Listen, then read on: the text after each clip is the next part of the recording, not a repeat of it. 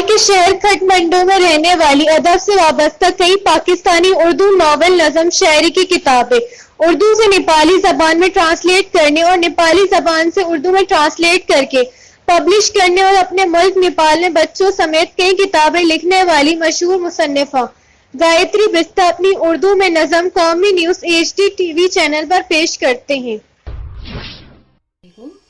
मैं गायत्री बिष्ट कौमी news Pakistan TV channel के चीफ मोहम्मद हुसैन भट्टी और अपने भाई साइद मेमन का शुक्र अदा करती हूँ, जिन्होंने मेरी नज़म शाया की।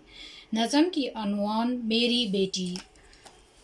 दिमाग में सोच लिए पैदा हुई, सोच की गोद में खेली हुई, वो लफज लफज पर नाचती हैं, गीत के सुर में गूंजती हैं। मेरी बेटी किसान के खुशी के लिए गीली मीठी खुशगवार हैं, झील के साथ साथ गूंजती हैं, वतन के दुख में अक्स बहाती हैं। आज़ादी की पुजारन बराबरी का राग अलापते हुए वतन की धड़कन।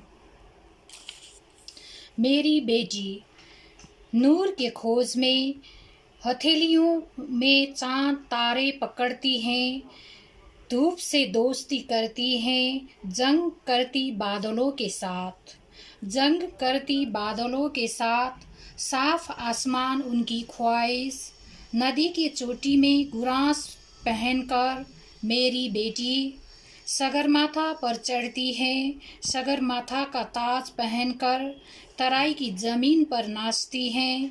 तराई उसका आंगन, पहाड़ उसके घर की दीवार, छत हिमाल को मानती हैं, चारकोस झाड़ी को बाग मानती हैं।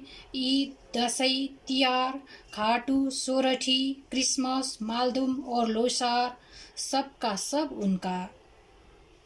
आँखों में रोशन ख्वाब सजाती हैं, वतन की तरक्की मेरी बेटी की ख्वाहिश, वतन की तरक्की मेरी बेटी की ख्वाहिश। शुक्रिया।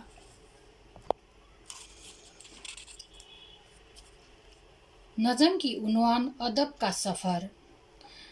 अदब का सफ़र पर लगी हुई मैं कभी सैलाब से नहीं डर गई, सैलाब पार कर रही हूँ, पहाड़ चढ़ रही हूँ, कुहनी में चोट लगा मगर सिसकियाँ लिए बगैर अदब की हिमाल चढ़ रही हूँ।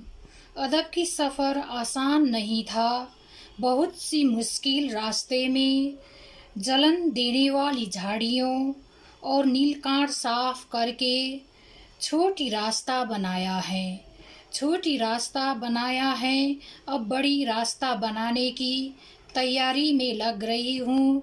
अदब की सफ़र करने वालों के लिए, अदब की सफ़र करने वालों के लिए शुक्रिया।